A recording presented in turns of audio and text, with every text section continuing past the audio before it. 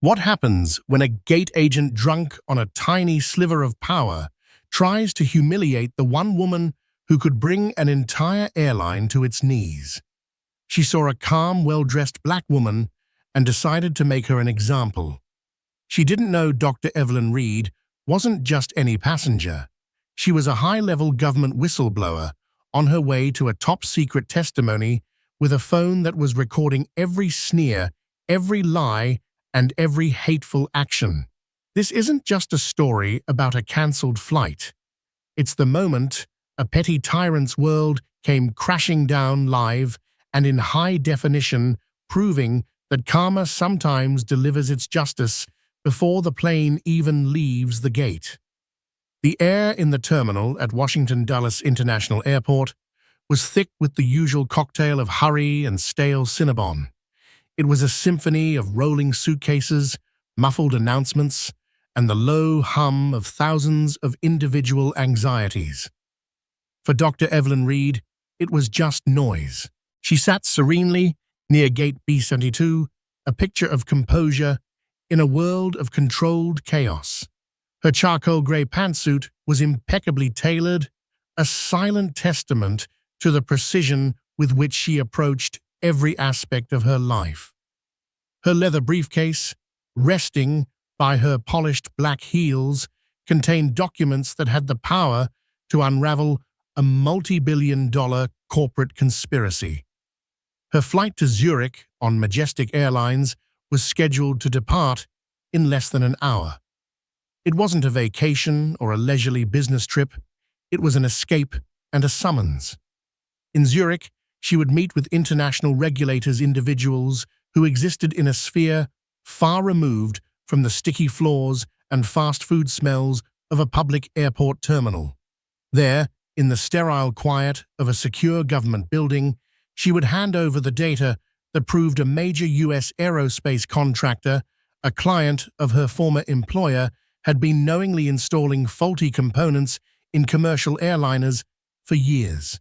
She was the ghost in the machine, the architect of a takedown so meticulous, so thoroughly documented, that it would be surgically clean and devastatingly final.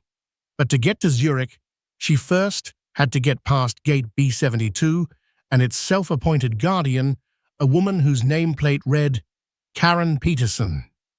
Evelyn had noticed her from the moment she arrived at the gate. Karen, a woman in her late 40s with a severe blonde bob that looked like it had been sculpted from hardened lemon meringue, moved with an air of embattled authority. She barked at passengers for minor infractions, a bag an inch too big, a question asked out of turn.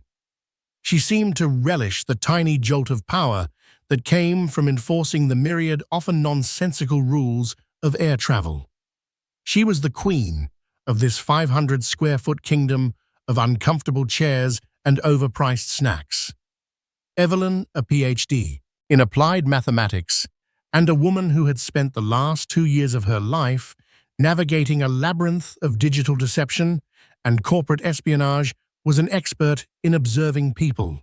She recognized the type instantly, the person with a small kingdom who rules it like a tyrant because they feel powerless everywhere else. It was a sad common pathology. She decided to give her a wide berth. The first inkling that Karen's general dissatisfaction might become a specific problem for her came during the pre-boarding announcement. We will now begin pre-boarding for our Diamond Starlight members, families with small children, and those requiring special assistance. Karen announced, her voice a reedy instrument of command. Evelyn remained seated. Her ticket was first class, but she wasn't Diamond Starlight, and she didn't need assistance. She would wait for her group. A moment later, Karen's voice crackled again, this time with a new specific edge to it. I will remind passengers that pre-boarding is a courtesy we provide. It is not an invitation for everyone to crowd the gate. Please wait until your group is called. As she spoke, her eyes scanned the crowd and seemed to snag on Evelyn for just a moment too long. It was a look Evelyn knew well. a look that questioned her presence, her right to be in this space, in this seat, perhaps even in this expensive pantsuit. It was a look that said, "You don't belong here." Evelyn held her gaze, her expression placid, offering nothing. She would not be baited. She'd faced down corporate lawyers who could swallow a woman like Karen Peterson whole without so much as a burp. She was not about to be intimidated by a gate agent.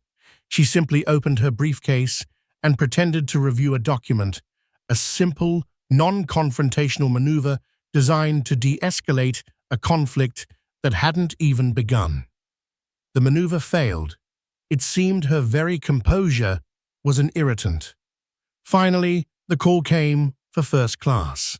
"We now invite our first-class passengers to board at this time." Evelyn closed her briefcase, stood up, and joined the short line of 3 other passengers. The man in front of her, a portly gentleman in a golf shirt, handed Karen his boarding pass. "Welcome aboard, Mr. Henderson." Karen beamed, her voice dripping with a honeyed sweetness that hadn't been present a moment before. "Have a wonderful flight." The woman behind him, clad in head-to-toe designer logos, received the same saccharine treatment. "Enjoy your flight, Mrs. Albright." Then it was Evelyn's turn. She stepped forward and handed over her boarding pass and passport. The smile on Karen's face didn't just disappear. It was sucked into a vacuum, leaving behind a hard, thin line. Karen took the documents without making eye contact, her fingers brushing against Evelyn's with a noticeable flinch. She stared at the boarding pass, then at the passport, then back at the boarding pass. She tapped her long, acrylic fingernail on the counter. The sound was a sharp, irritating click, click, click that seemed to echo in the suddenly quiet gate area. "There's a problem," Karen said, her voice flat and cold. Evelyn kept her own voice perfectly level. "Oh, I can't imagine what it would be. The ticket was confirmed this morning." "The name on this boarding pass," Karen said, holding it up as if it were a contaminated specimen, "is Dr. Evelyn Reed. The name on this passport is Evelyn Marie Reed. The middle name is missing." Evelyn blinked slowly. Of all the possible bureaucratic hurdles, this was the most absurd. Airlines rarely include middle names on boarding passes. It's never been an issue on any flight I've ever taken, domestic or international. The first and last names match, as does the passport number. "Our policy," Karen said, the word policy wielded like a club, "is that the name on the government-issued identification must match the boarding pass exactly, for security purposes." A lie. A bold-faced, easily disproven lie. But Karen said it with such conviction that a less experienced traveler might have believed her. The remaining passengers in the first-class line began to shift their weight, a mixture of impatience and mild curiosity on their faces. "I can assure you that is not the standard international travel policy," Evelyn replied, her voice still calm, but now with a new firm edge. "You can see the names match. I am Dr. Evelyn Reed." It was the doctor that did it. She saw a flicker of something in Karen's eyes, pure, unadulterated resentment. The idea that this black woman standing before her was not just a passenger, but a doctor, seemed to be a personal affront. "I decide what the policy is at my gate," Karen snapped, her voice rising. "And I see a discrepancy. For all I know, this ticket was purchased by someone else." The accusation hung in the air, ugly and preposterous. The implication was clear. She, a black woman, could not possibly have afforded a first-class ticket to Zurich on her own. She must have acquired it through some illicit means. Evelyn felt a familiar cold anger begin to coil in her stomach. It was an anger she had learned to control, to fold into a tiny, hard diamond of resolve. Showing it would only give Karen what she wanted, a reaction. an excuse to escalate.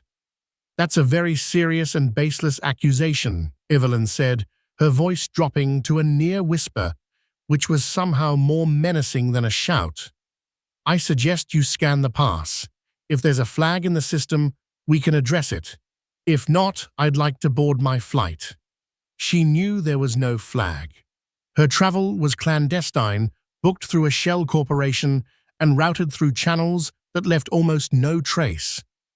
To the airline system, she was just another high-value passenger. Karen, however, seemed to see this calmness as a challenge. She looked from Evelyn to the growing line behind her, a small, smug smile playing on her lips. She was enjoying this. She was the star of her own small drama, and she had found her villain. It was then that Evelyn made a calculated decision. Her phone was in her hand, resting on her carry-on bag. With a subtle movement of her thumb, she swiped open the camera app and hit record. The lens was perfectly positioned, capturing the scene from her waist level, a low-angle shot that would make Karen loom like the petty monster she was determined to be. The small red light was invisible. The recording had begun. "Scan the pass, please," Evelyn repeated, her voice betraying no hint of the fury that was now simmering just below the surface, nor the fact that she was now documenting every second of this encounter for posterity. And as it would turn out, for Karen Peterson's spectacular and imminent demise. The air crackled. The quiet shuffling and murmuring of the other passengers had died down, replaced by a tense, focused silence. Everyone was watching now. The confrontation at gate B72 had become the most compelling show in the terminal. Karen Peterson seemed to swell under the attention, drawing it in like oxygen. She was no longer just a gate agent. She was a bulwark against an unseen threat, a defender of rules she was inventing on the spot. She held Evelyn's boarding pass between her thumb and forefinger, pinching it as if it was soiled. "I'm not going to scan anything until I'm satisfied," Karen declared, her voice loud enough for the entire seating area to hear. "I need to verify your identity." "My passport is my identity," Evelyn stated, her patience a resource she usually possessed in abundance, wearing perilously thin. "It is a legal document issued by the United States government. Your airline's boarding pass is not." She gestured towards the scanner. "Please do your job. Oh, you're holding up the line." The last sentence was a calculated risk. It reframed the situation. This wasn't about security, it was about incompetence and obstruction. The 2 men and 1 woman still waiting in the first-class line behind Evelyn were now looking at Karen with open annoyance. One of them, a man in a crisp business suit, let out an audible sigh. "Ma'am, for heaven's sake, just scan the pass," he said, his voice laced with the impatience of a man whose time was measured in billable hours. "We'd all like to get on the plane sometime today." The challenge from a fellow passenger, a white man in a suit no less, seemed to momentarily rattle Karen. Her authority was being questioned from 2 fronts. Her eyes darted from the man back to Evelyn, and the resentment in them intensified, curdling into raw malice. She clearly blamed Evelyn for this public rebuke. "Sir, I am following security protocols," she snapped at the man, before turning her full attention back to Evelyn. The mask of customer service was gone, replaced by an ugly, undisguised sneer. "And you," she pointed a finger at Evelyn, "are the one causing the delay with your attitude." "My attitude?" Evelyn's voice was dangerously quiet. The tiny diamond of anger in her gut was beginning to press outwards. "My attitude is a request that you perform the basic function of your job, the one you are paid to do." "You people are always the same," Karen muttered, just loud enough for Evelyn and those closest to the counter to hear. "So demanding, so entitled. The racist trope, now laid bare, hung in the air between them. You people, the classic, cowardly preamble to a torrent of prejudice. Evelyn felt her jaw tighten. She glanced down at her phone, which was still resting on her bag, the lens an unblinking witness. Good. Let the world hear it. And what people would that be, Ms. Peterson? Evelyn asked, her voice like ice. She made a point of reading her name tag again, slowly and deliberately. Karen paled slightly, realizing she had perhaps overstepped. But instead of retreating, she doubled down, propelled by a toxic mix of adrenaline and bigotry. She needed to re-establish her dominance to win this confrontation she had started. And that's when she decided to do the unthinkable. With a theatrical flourish, Karen Peterson took Evelyn Reed's first-class boarding pass in both hands. She held it up for all to see, a triumphant glint in her eyes. "This is what I think of your attitude and your ticket," she hissed. And then, with a sharp, satisfying "ip," she tore the boarding pass in half. A collective gasp went through the small crowd. Tearing a boarding pass was the nuclear option for a gate agent. It was a definitive, irreversible act of denial. It was a declaration of war. She didn't stop there. She tore the two halves into quarters. Then, the quarters into a flurry of tiny confetti-like pieces. She opened her hand and let the colorful scraps of paper flutter down onto the counter like malignant snow. "Now you don't have a boarding pass at all," Karen said, her chest heaving, a triumphant, hateful smile spreading across her face. "You are officially denied boarding on flight MA712 to Zurich. Please step aside." Next, for a long moment, Evelyn did not move. She simply stared. She stared at the pathetic little pile of paper scraps on the counter. She stared at the smug, victorious face of the woman who had put them there. The background noise of the airport seemed to fade into a dull roar. In that moment, the entire sprawling conspiracy she was about to expose, the danger she was in, the weight of the secrets in her briefcase, all of it receded. All that existed was this woman, this gate, and this breathtaking act of petty hatred.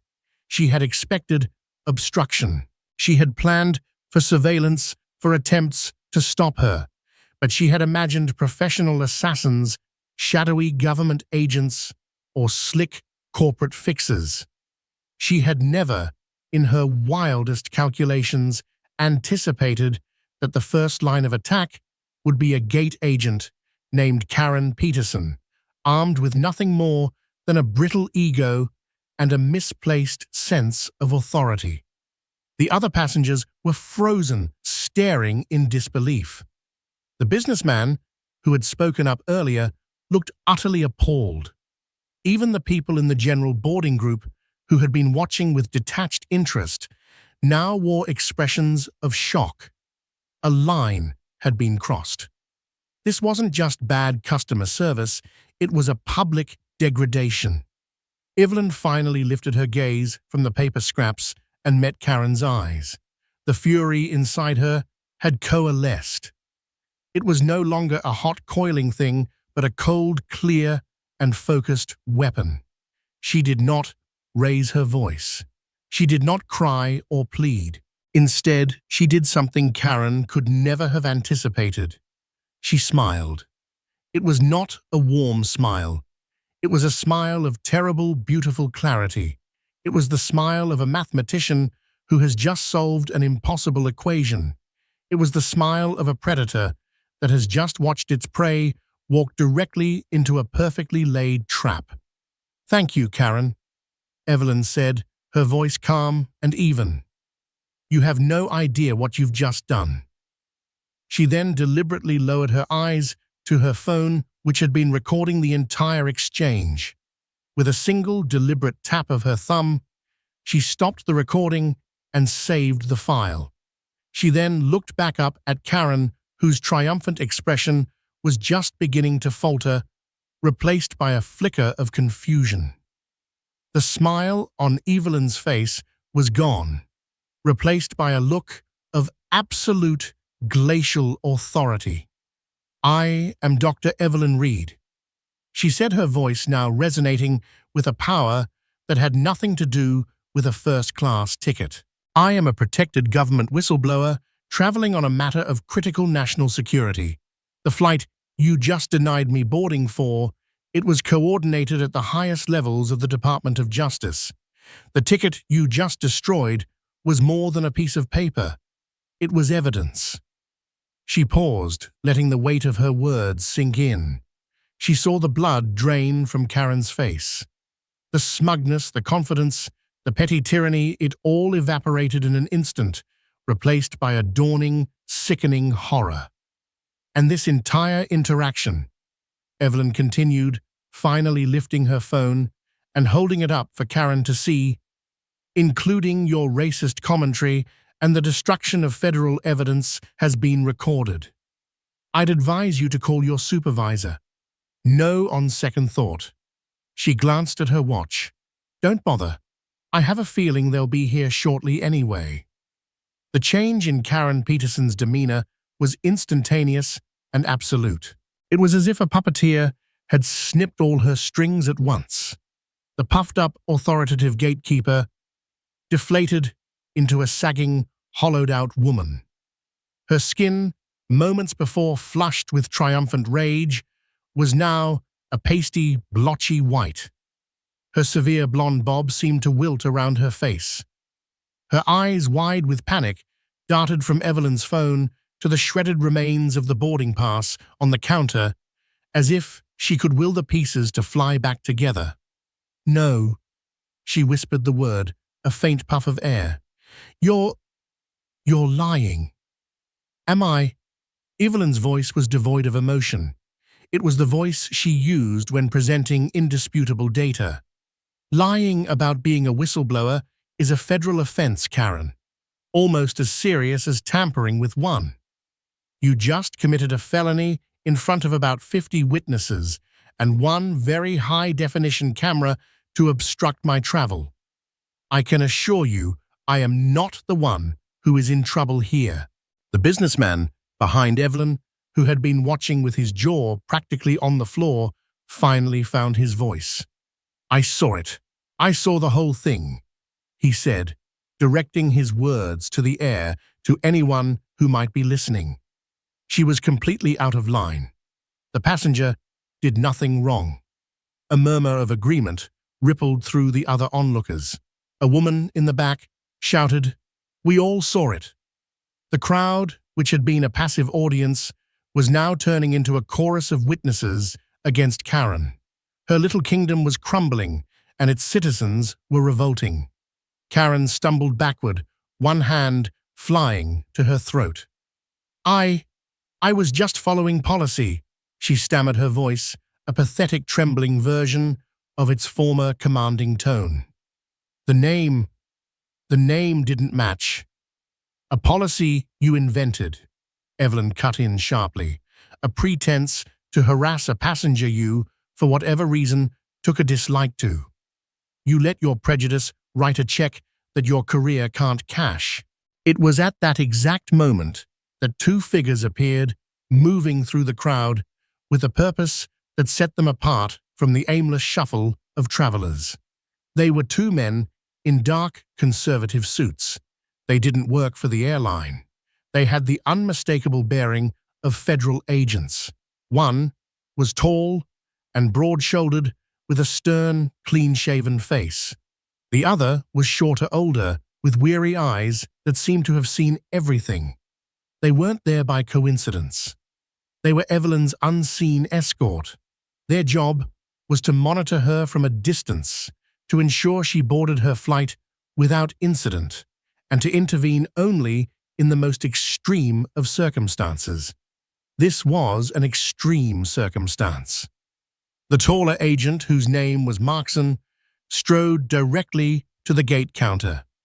He didn't even glance at Karen. His entire focus was on Evelyn. "Dr. Reed," he said, his voice a low, serious rumble. "Is there a problem?" Evelyn, for the first time, allowed a sliver of the immense pressure she was under to show. A faint, weary sigh escaped her lips. "Agent Markson, your timing is impeccable. This is Karen Peterson. She's an agent for Majestic Airlines." She gestured to the pile of paper scraps. "Ms. Peterson has taken it upon herself to deny me boarding and has destroyed my travel documents, which, as you know, were part of our secure arrangements." Agent Markson's eyes cold and grey as a winter sky moved from the paper scraps to Karen Peterson. If Karen had thought Evelyn's stare was intimidating, it was nothing compared to the flat, appraising gaze of a man who dealt with genuine threats for a living. In his eyes, Karen wasn't a threat. She was a messy, inconvenient, and profoundly stupid complication. "Ma'am," he said, his voice dangerously soft, "I need you to step away from the counter." Karen was frozen a deer in the headlights of an oncoming freight train. The other agent, whose name was Davies, moved quietly to the side, his hand resting almost casually near his jacket. A silent but clear message that this situation was now under federal control. From the jet bridge, a harried-looking man in a slightly too tight airline uniform came rushing out. He was the flight supervisor, likely alerted by the commotion or a panicked call from another gate agent. "What is going on out here? We are behind schedule," he blustered. He saw the crowd, the two men in suits, and his agent Karen, who looked like she was about to faint. "Karen, what did you do?" Before Karen could answer, Agent Markson flashed his credentials at the supervisor. The supervisor's blustering demeanor vanished instantly, replaced by the same panicked pallor that had overtaken Karen.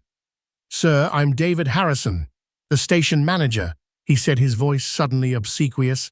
"I'm sure we can sort this out."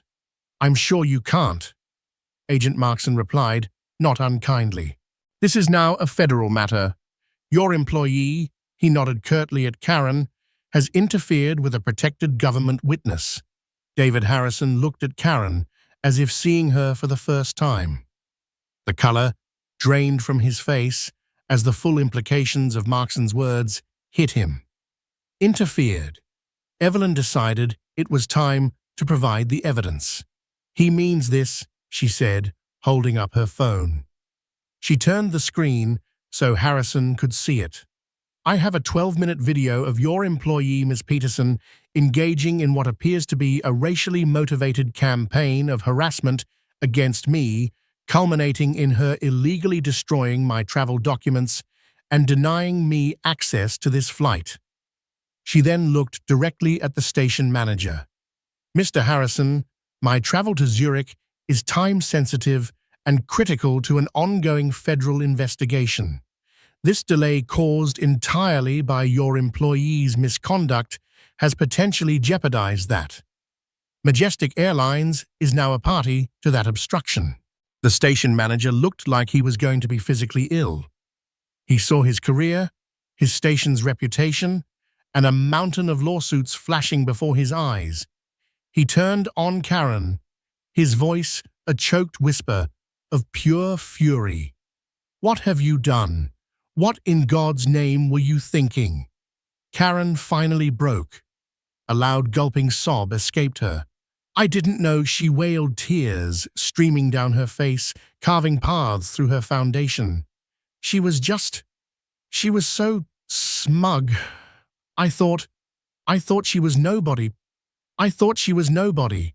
The words hung in the air, a perfect damning confession. It was the core of it all. Not policy, not a missing middle name, but a snap judgment made by a woman in a position of minor authority that the person in front of her, the black woman in the nice suit, was a nobody who could be mistreated without consequence. Evelyn Reed looked at the weeping, broken woman before her. She felt no pity. She felt no triumph. She just felt a profound, bone-deep weariness.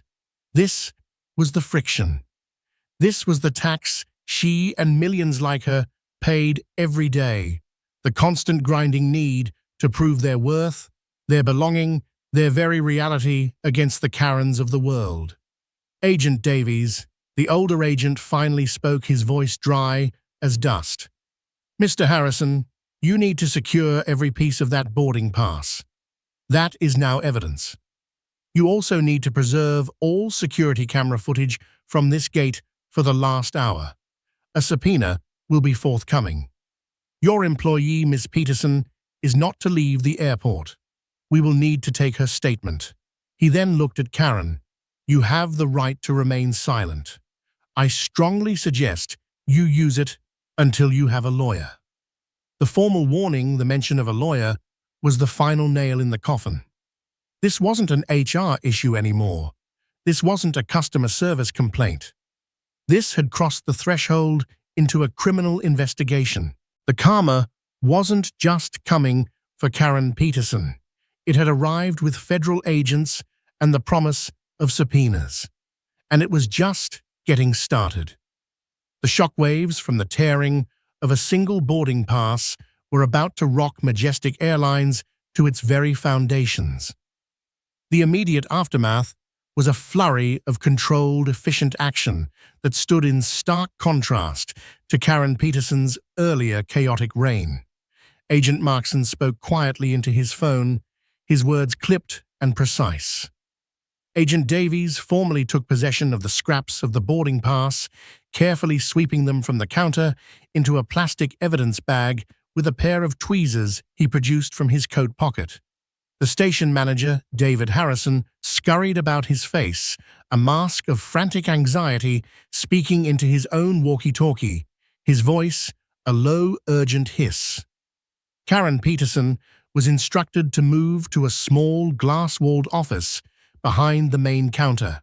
She stumbled away from the gate, no longer a queen leaving her throne, but a prisoner being led to a holding cell. She collapsed into a chair, her face in her hands, her body racked with the kind of sobs that come from a place of absolute ruin. The passengers who had been watching the drama unfold were now being rerouted by other visibly nervous Majestic Airlines employees who treated every passenger, regardless of their class of ticket, with the kind of deferential terror usually reserved for visiting royalty. The flight to Zurich was officially and indefinitely delayed. "Dr. Reed," Agent Markson said, turning his full attention back to her, "we need to get you moving. The original channel is compromised. We're moving to contingency plan Bravo."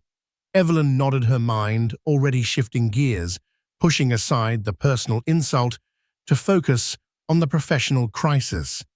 "Bravo is the private charter out of Manassas, correct?" "Yes, ma'am. A car is waiting for you at curbside departures door 4. It will take you directly to the airfield. The flight will be wheels up within 90 minutes.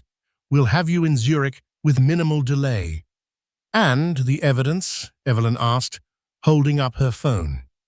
"We'll need a copy of that file, Doctor," said Agent Davies, approaching her. "We can do it in the car. I have to say, it's the most comprehensive field report I've seen in a while." A ghost of a smile touched his lips. "You did our job for us." "Force of habit," Evelyn replied dryly.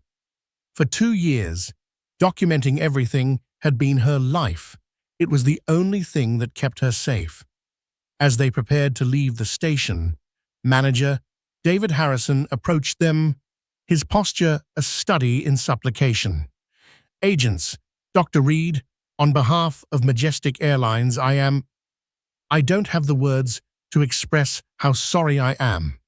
This is not who we are. This is not what we stand for." Evelyn looked at him, her expression unreadable. "Mr. Harrison, with all due respect, your employee's own words were, 'You people are all the same.' That suggests a pattern, not an anomaly." The fact that she felt comfortable enough to act this way in public while wearing your uniform suggests that the corporate culture at Majestic Airlines is at best permissive of this kind of behavior. This wasn't a single rotten apple. This was a symptom of a diseased tree. Harrison flinched as if he'd been struck. I assure you, we will be conducting a full and thorough internal investigation. Ms. Peterson has been suspended without pay pending termination. That's an HR matter, Mr. Harrison. Agent Markson interjected, his tone dismissive. It's the least of your problems right now. We will be in touch with your corporate legal department by close of business today. I suggest you tell them to expect a multi-million-dollar lawsuit for damages related to the endangerment of a federal witness, obstruction of justice, and civil rights violations. For starters, Dr. Reed's video will be Exhibit A. The station manager's jaw worked silently. He looked like a man who had just been told his house was sinking into a sinkhole. Evelyn and her escorts turned to leave. As they walked away from the gate, she could see through the glass walls of the small office. Karen Peterson was now being spoken to by two uniformed airport police officers. Her world had shrunk from the bustling authority of an international departure gate to a tiny sterile room where she was no longer giving orders but answering for her actions. The karma was swift, and it was brutal, but the cascade was only just beginning. In the back of the black government sedan, speeding silently away from Dulles, Agent Davies used a secure device to copy the video file from Evelyn's phone. As he worked, Agent Markson was on the phone with their superior at the Department of Justice. Yes, sir, Markson said. The asset is secure. The original transport method was compromised by an employee of the carrier. Yes, an employee. The nature of the interference was overtly hostile and discriminatory. He paused, listening. Yes, sir. The entire incident was recorded by the asset. The quality is excellent. We have audio of the employee making multiple derogatory statements before destroying the travel document. Yes, sir. You people was one of the phrases used. Another pause. The carrier is Majestic Airlines. Yes, the one with the DoD contracts. Markson's eyes met Evelyn's in the rearview mirror. Their legal team is about to have a very bad day. Yes, sir. We'll deliver the asset to the Bravo location. Evelyn understood the implications immediately. Majestic Airlines wasn't just a commercial carrier. They held lucrative contracts with the Department of Defense to transport personnel and sensitive cargo. A federal investigation that painted them as a company with a culture of discrimination and employees who obstruct federal agents would be catastrophic for their government business.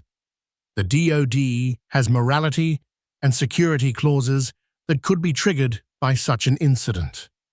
The tearing of one boarding pass, an act of spite by one woman, was now threatening to cost her employer hundreds of millions, possibly billions of dollars in government contracts. The karma was no longer just personal, it was corporate. When they arrived at the private airfield in Manassas, a sleek Gulfstream jet was waiting on the tarmac, its engines already whining softly. This was the real face of her journey, the one hidden beneath the layers of commercial travel. As she boarded the jet, her phone, now connected to the aircraft's secure Wi-Fi, buzzed.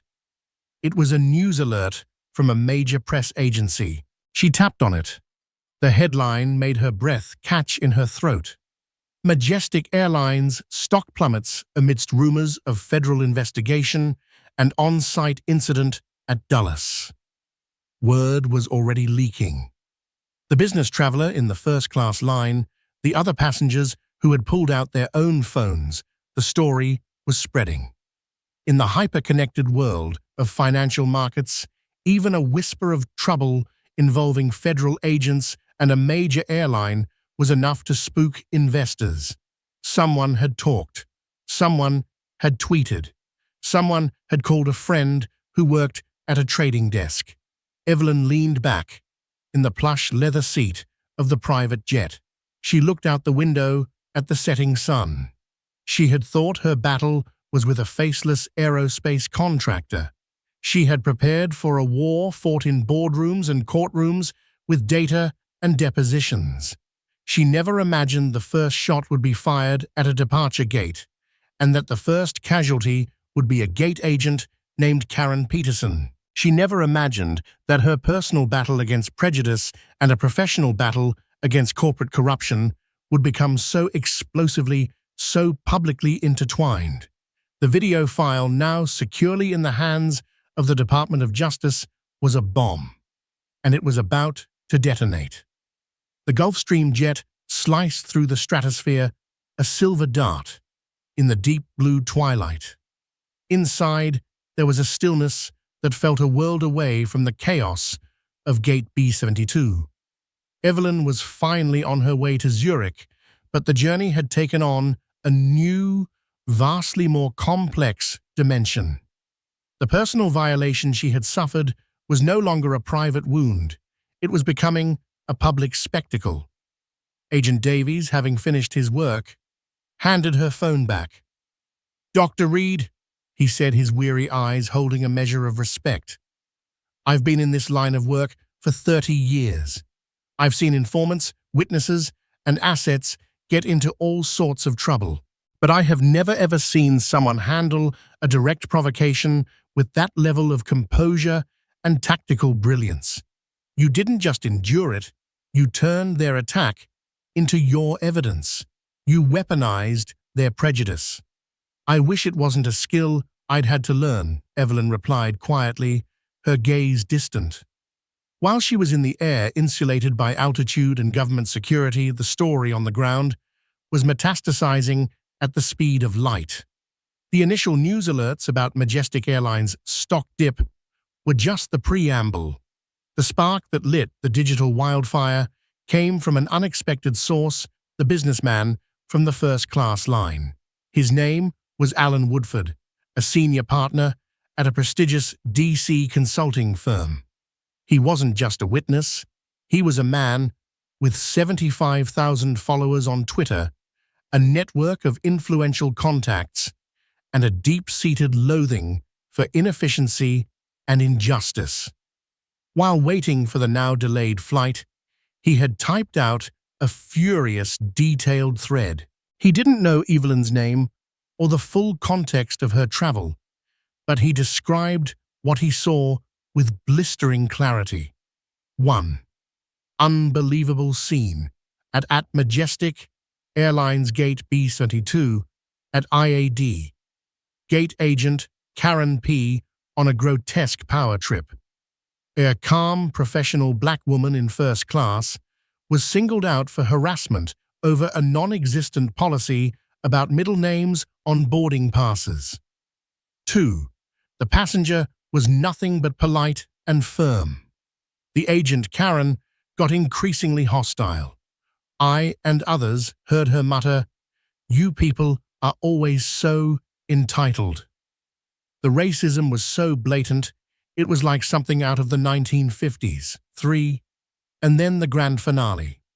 This Majestic Airlines employee tore up the woman's first-class boarding pass, ripped it to shreds, and told her she was denied boarding.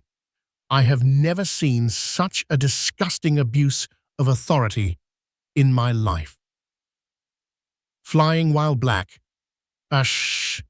Majestic Airlines, he didn't have the video, but his first-hand account, coming from a verifiable and credible source, was enough.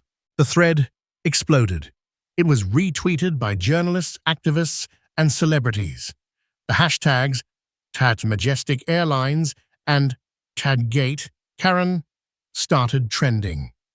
By the time Evelyn's jet was over, the Atlantic, Karen Peterson was the #1 trending topic in the United States. Her full name had been leaked by another passenger who had taken a surreptitious photo of her name tag. Her LinkedIn profile was discovered. Her life was being digitally dissected by millions of strangers. Majestic Airlines' corporate headquarters in Atlanta was in full-blown meltdown. Their social media team, accustomed to dealing with complaints about lost luggage and delayed flights, was facing a tidal wave of pure fury. Their initial canned response: Majestic Airlines is aware of an incident at Dulles, and we are investigating. We are committed to providing a safe and welcoming environment for all our passengers, was ratioed into oblivion, mocked for its weakness and corporate doublespeak. The CEO of Majestic Airlines, a man named Thomas Lancaster, was pulled out of a dinner with investors. He arrived at the company's crisis command center to find a room of panicked executives staring at plunging stock tickers and a global map glowing with negative sentiment. "What the hell is this?" Lancaster demanded, his face ashen. "What is a gate Karen? And why have we lost 12% of our market value in 3 hours?" His chief legal officer, a woman named Jessica Morales, filled him in. "Tom, it's bad. An agent at Dulles, a Karen Peterson, got into a confrontation with a passenger. It seems to have been racially motivated. She destroyed the passenger's boarding pass." "She what?" Lancaster roared. Fire her right now and put out a statement." "We already have Tom. She's been suspended pending termination," Jessica said, her voice strained. "But it's much worse than that. The passenger wasn't just anyone. We don't have all the details, but the Department of Justice is involved. We've received a formal notice of impending legal action. They're citing obstruction of a federal witness and civil rights violations. They claim the incident jeopardized national security." Lancaster collapsed into a chair, the color draining from his face. National security, Department of Justice. These were words that could bankrupt an airline. Who was the passenger? "We don't know her name. She's a protected entity, but we know 2 things. Jessica continued, scrolling through a report on her tablet. 1. The DOJ is claiming our employee committed a felony. 2. They have a video of the entire thing, apparently filmed by the passenger herself. The mention of a video sent a new wave of panic through the room. A first-hand account from a witness was bad. A high-definition video of the event in the hands of the DOJ was an extinction-level event. "Get ahead of it," Lancaster ordered, his voice trembling with rage. "Find out who this woman is. Settle with her. Make this go away." "We can't," Jessica said, shaking her head. "Her identity is sealed, and the DOJ is the plaintiff, now not her. We're not dealing with a disgruntled customer, Tom. We're dealing with the full weight of the U.S. government. And they are angry." She pointed to another screen.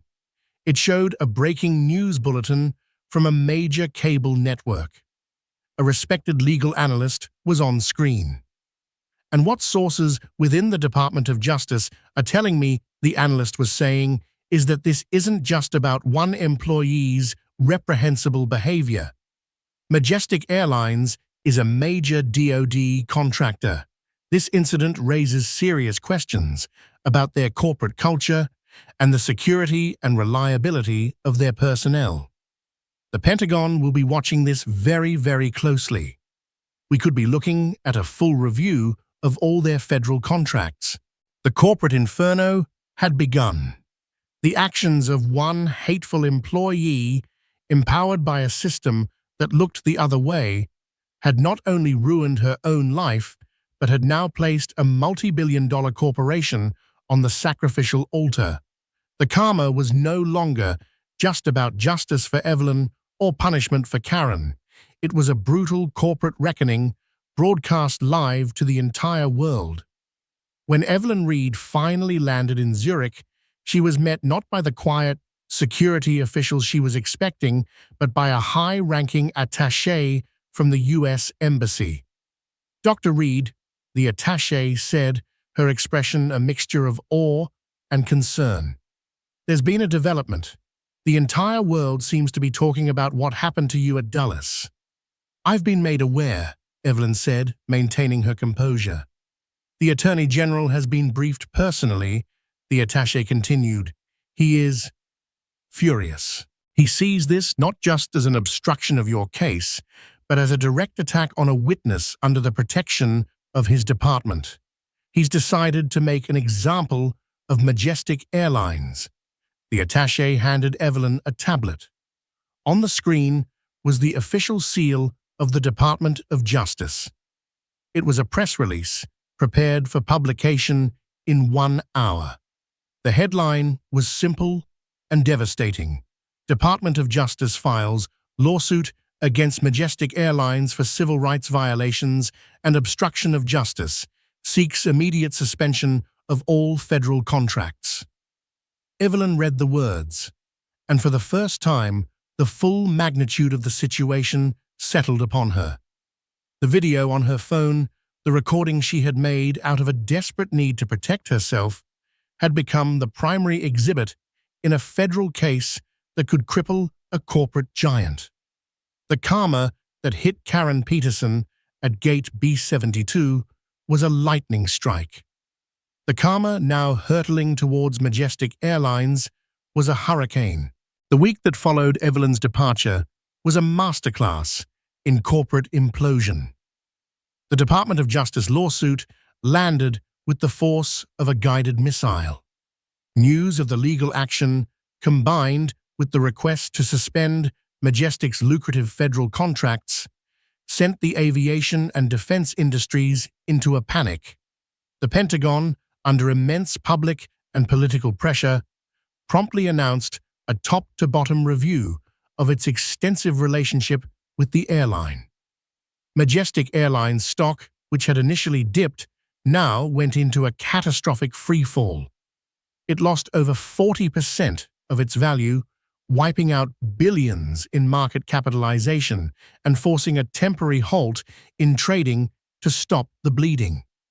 The video Evelyn had recorded was now the most sought-after piece of media in the world. While the DOJ refused to release the footage itself, they did something far more damaging in the court of public opinion. As part of their public filing, they submitted a certified transcript of the audio from the encounter at gate B72. Reading the cold black-and-white text was for many even more damning than a video would have been. Karen Peterson, this is what I think of your attitude and your ticket. Sound of paper tearing repeatedly. Now you don't have a boarding pass at all. You are officially denied boarding. Please step aside.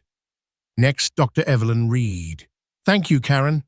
You have no idea what you've just done. The transcript went viral. It confirmed every detail of the eyewitness accounts and painted an undeniable picture of malice and prejudice. The court of public opinion delivered its verdict long before any judge could Majestic Airlines was guilty. For Karen Peterson, life became a living nightmare. Fired, disgraced, and facing federal charges for her actions, she became a global pariah. Her name and face were everywhere. A meme, the very embodiment of a modern villain. She couldn't leave her suburban home without being recognized and verbally assaulted. News vans were permanently camped on her street.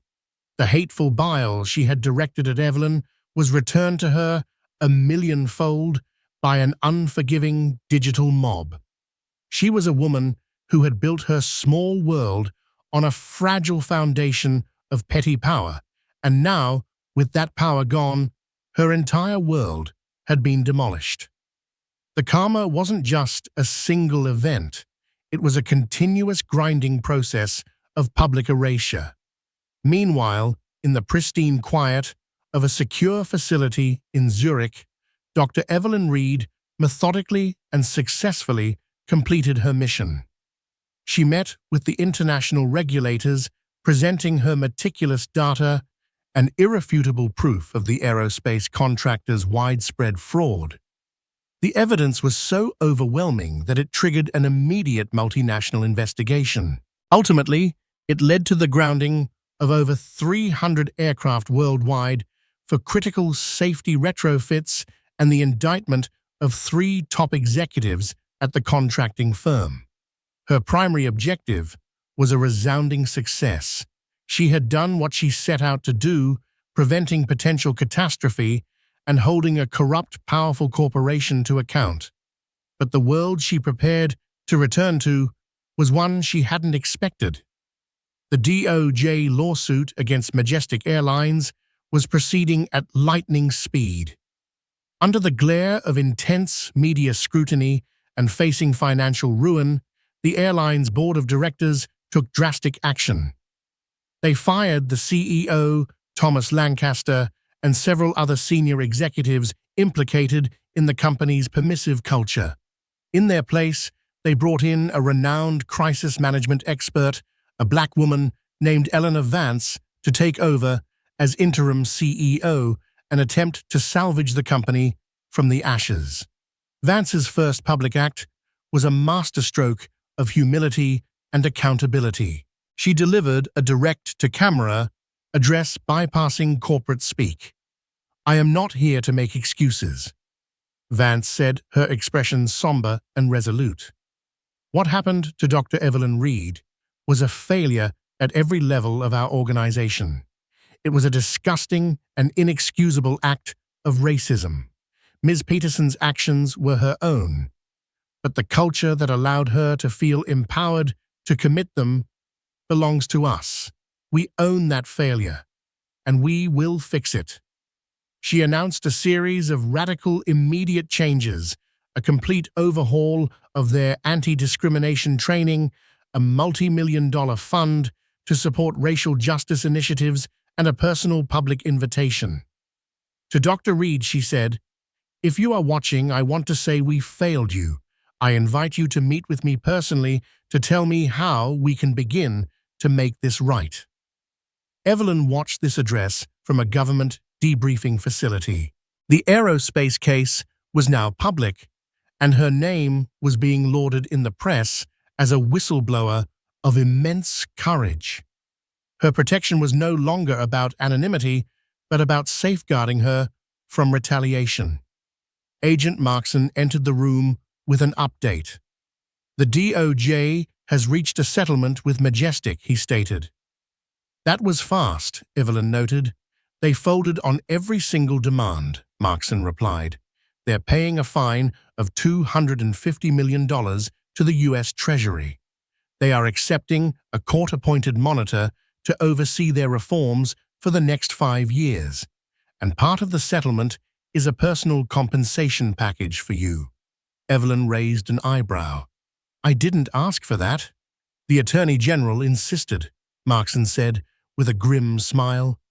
"Majestic Airlines will be paying $5 million to a charity of your choice, and they will provide you with free first-class flights for life. Furthermore, they have agreed to use the video of your encounter with Karen Peterson as a mandatory training tool for every single one of their 80,000 employees.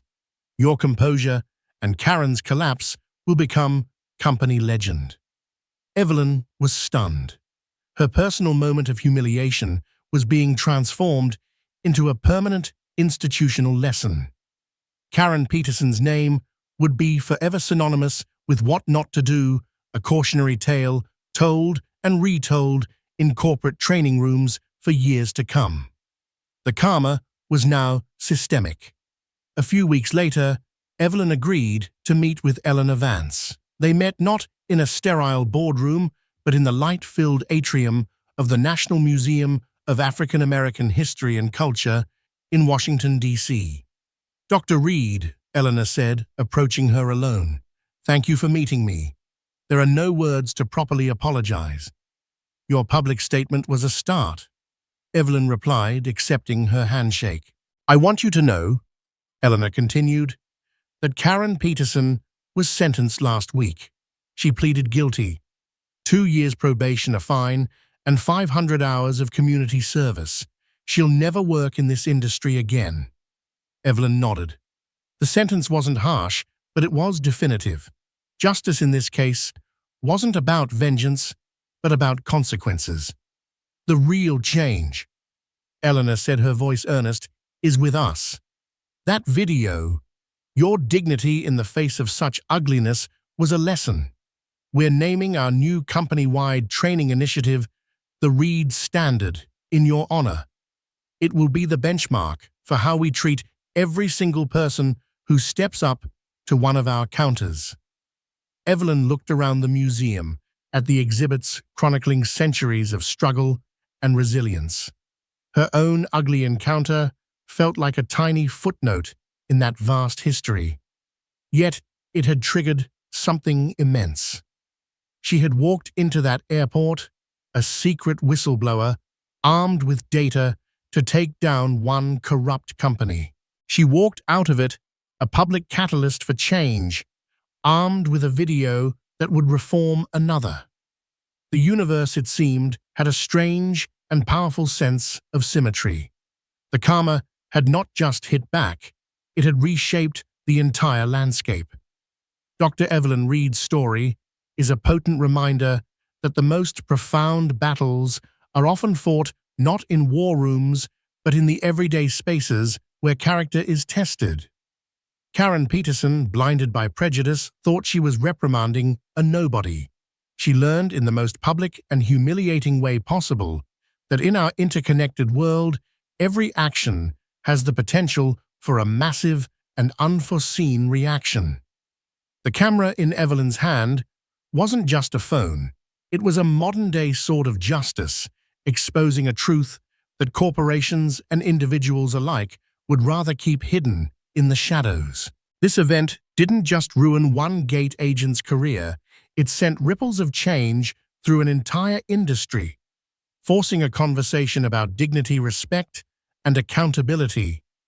What did you think of Karen's spectacular downfall and the corporate karma that followed? Let us know your thoughts in the comments below. For more true life stories of justice being served, make sure you like this video, share it with your friends, and subscribe to our channel. Don't forget to hit that notification bell so you never miss a moment of the drama.